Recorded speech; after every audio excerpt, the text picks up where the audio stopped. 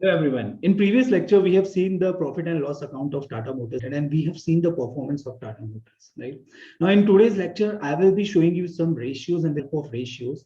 We will analyze that how company is performing right now, and we will also that how company is performing in previous years, and we will try to compare the performance of current year and previous year. So just give me a moment. I will be sharing the file and we will learn about the ratios. So in previous lecture, we have seen the profit and loss account of Tata Motors Limited, and we have seen that Tata Motors is not able to generate profit, right? Tata Motors is making loss in current year and in previous year also, right? Now we will see some of the ratios and we will try to analyze further more things in this particular session. Now, if I talk about the financial ratio, you can see the ratios. So, we have already discussed about operational and financial ratios, right? Some of the ratios we have discussed, and today we will be discussing about operation and financial ratios also. First of all, we'll be discussing the marginal ratio. And if you see the first marginal ratio, it is given core EBITDA margin.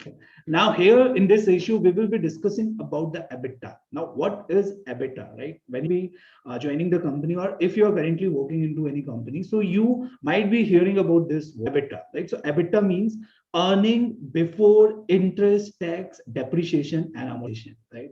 So here, what company has done, company has calculated their profit without providing adjustment of interest, tax, depreciation, and amortization, right? And here, if you see EBITDA margin is 3.13%, right? Now, how they have calculated EBITDA margin? So first of all, I will be writing down the formula. So formula is going to be EBITDA, EBITDA, divided by sales, right? Into 100, right? So they have applied this formula, and here company has created their EBITDA margin, right? So if you see EBITDA margin is 3.13%. I will be showing you the P&L. I will show you the live calculation of EBITDA margin. If you see here, companies profit before interest, depreciation, and tax is given. That is 1,471 crore, right? And here we can see the sales of company. Sales of company is given 47,031 crores, right? So do the calculation here. So here EBITDA is 1,471 crore divided by 47,031 crore. If I press here enter, so you will be getting 0.031296. That is, if I convert this into percent, so that is 3.1% approximately, right? And same figure we got in this financial ratios also, right? So it is 0.13%, right? Now, if I further copy this value here, so we will be getting the EBITDA for previous year. So it is 1.55% and previous year EBITDA is 1.55%, right? So you can check that how company is performing before providing adjustment for depreciation, amortization, and interest, and right? So here you can see EBITDA margin was 7.05 in year 2012. Right here you can see it was 7.05. It was quite better as compared to other years, right? Then it declined by 3.46%. Then EBITDA margin was negative in year 2014 and 15. Then again EBITDA was quite good. Then again it got declined. Then you can see the performance. So company as compared to previous year, the performance of companies EBITDA is declining, right? Now, if I talk about EBIT margin, now what is EBIT margin? EBIT margin means earning before interest and tax. So how they have calculated EBIT? EBIT they have calculated by reducing depreciation and amortization from EBITDA, right? So if you will subtract depreciation amortization from EBITDA, so you will be getting here EBIT. Now, what is EBIT margin? So you have to apply the formula here. So what is going to be the formula? Formula is going to be EBIT divided by sales into 100, right? This is going to be the formula. EBIT divided by sales into 100, right? So here EBIT margin is given minus 11.73%, 6.06, right?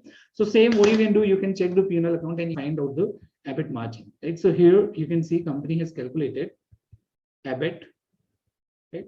So operating profit is going to be your EBIT, right? So your operating profit is going to be your EBIT here. So if I take the value here, just a moment.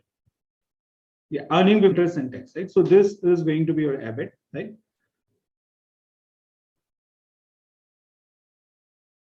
Yeah, here we have to make some adjustments, right? If I calculate EBIT here, it usually operating profit is known as EBIT, but here if you see earning before interest and tax, right? So here what we have to do, we have to take operating profit, right? We have to take, or we can take PBDT, that is profit before depreciation and tax. So here further, if you see profit before tax is given, right? So what we can do if I want to calculate EBIT, so what I will be doing, I will be taking profit before tax and I will be adding the interest amount, right? If you will add interest amount, so you will be getting here EBIT, right? Here you will bring the EBIT. So why I'm not getting the value, I've taken the figures here, right? So if I want to calculate EBIT, so I will be taking profit before tax and I will be taking interest amount here, right?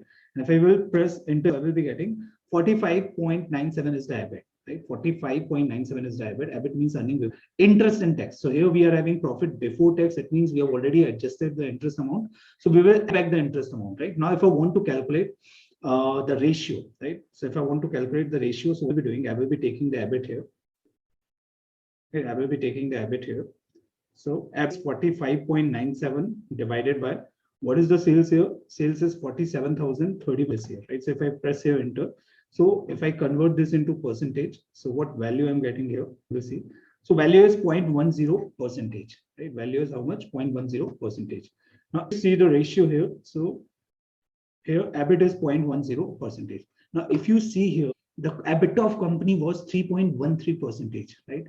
Now after reducing the depreciation of EBITDA, so you can see that what is the weightage of depreciation. So we will see the weightage of depreciation here. How much depreciation company is charging into their books, right? So here depreciation is given. Depreciation is 3,081, right? Depreciation is how much it is? 3,861. So you can see the weightage of depreciation. Why is charging so high depreciation? Just because company has purchased huge assets, right? The assets of company is high, right? That is the reason company is charging huge this depreciation. Just after charging depreciation, you can see there is so high decline in the value of EBIT, right? So if we are coming from EBITDA to EBIT, so you can see there is huge decline, right? There is huge. Previously, EBITDA percentage was 3.13%, and if you see the EBIT percent, it is 0.1%. You can see the weightage of depreciation, right? Now, if you see pre-tax margin, that is profit before tax. So we can see what is the profit before tax here. So profit before tax of company is negative. That is 2,312, right? So what you will be doing if you want to calculate pre-tax margin, so it will be profit before tax divided by sales, right? So here you are getting negative answer just because profit before tax is negative, right? Now after tax, if you see what is the profit after tax, so profit will become more negative because here we are into losses. So if we are paying taxes, so our losses will increase, right? So profit tax is how much it is? Minus 2,395, right? If you divide it by sales, you will be getting the number minus 5.09, right? So this is the number here. Further, if you see cash profit margin, so when we will discuss about the cash flow statement, then I will teach you that how to calculate cash profit margin, right? So hopefully you got the idea related to these margins, right?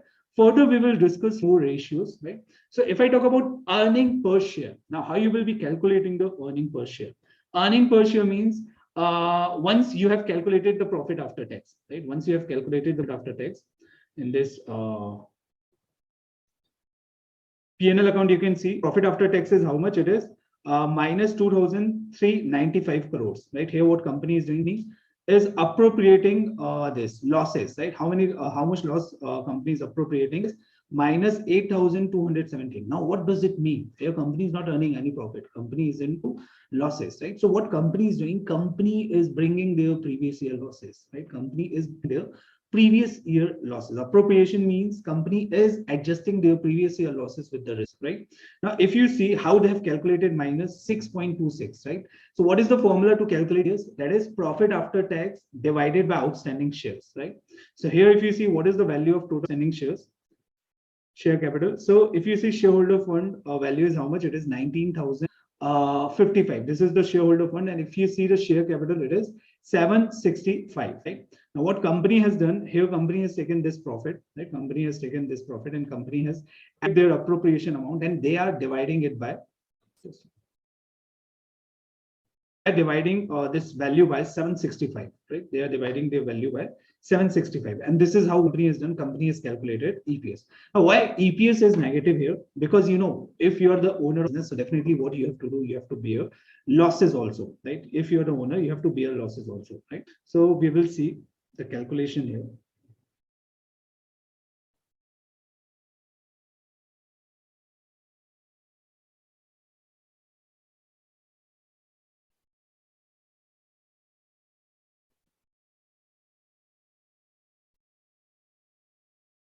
Here, outstanding shares are not given in G. So what I will be doing, I will be searching it from Google. Here, share capital is given, but outstanding shares are not given, right? So we don't know that what is the issue or par value of share. So I will be Googling it. So you can see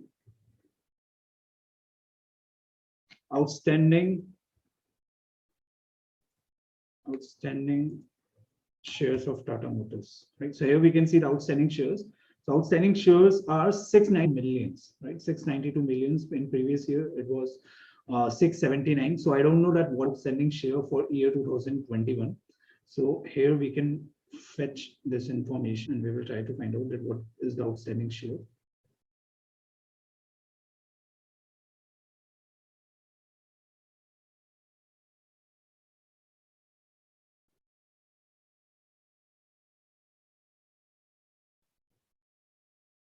It's taking time. So what I will be doing, yeah, I will be assuming 650. I'll be assuming 650 crores are the outstanding shares, right?